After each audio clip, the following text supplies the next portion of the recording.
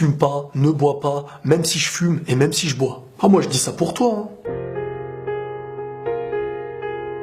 Si tu veux le bien de quelqu'un, comment se fait-il que tu ne veuilles même pas le tien? À moins que son bien passe avant le tien, n'oublie pas qu'il faut prendre soin de toi pour pouvoir ensuite mieux prendre soin des autres. C'est comme recharger ses batteries pour pouvoir aider les autres à en faire de même. Certains traitent les bons conseils de donneurs de leçons ou de moralisateurs, mais sont beaucoup plus calmes face à ceux qui en font l'inverse. Critiquer une bonne parole pour se taire face à la mauvaise, c'est choisir son camp. Et certains ne sont patients que dans la cause qui les arrange. Pousser les gens au bien, ça devrait être normal. Mais vouloir sincèrement leur bien, ça c'est autre chose. Beaucoup de conseil se cache derrière l'envie de rabaisser ou de critiquer l'autre. Et parfois ce qu'on peut appeler un conseil se cache même derrière de la haine. Autant que certains cachent des larmes derrière un sourire. Mais pire que ça, certains viennent à rappeler le bien tout en rejetant les gens. Il ne suffit pas toujours de dire ce qu'ils ne font pas pour leur rappeler qu'ils sont dans le faux, mais parfois de chercher le bien qu'ils possèdent pour le faire grandir. Le problème aujourd'hui, c'est qu'on aime trouver le mal, même s'il est entouré de bien. C'est comme avoir une grande assiette de riz, mais se plaindre que d'un seul grain. Et à force de le regarder, on n'y verra que celui-ci. Pour au final oublier tout le bien qu'il y avait autour. Celui qui venait à te conseiller t'aura en fin de compte éloigné. Le problème avec certains, c'est qu'ils ne veulent pas forcément que tu changes vers le bien. Ils veulent juste te dire qu'ils ne font pas ce que tu fais. Et quand tu pousses un peu plus loin,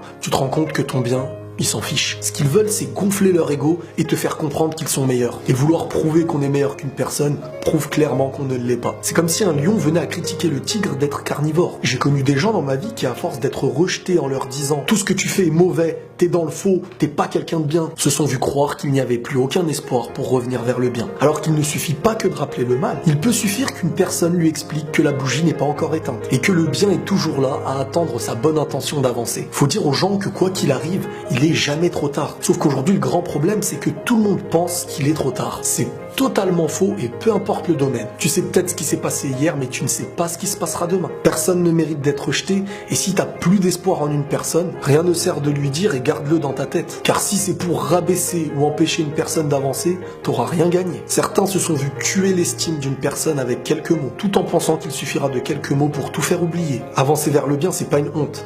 Et si t'as honte d'avancer vers le bien, sache que ceux qui avancent vers le mal, eux n'auront jamais honte. Et si tu fais partie de ceux que le mal poussait hier, dis-toi qu'il aura fallu le connaître pour pouvoir aujourd'hui l'éviter.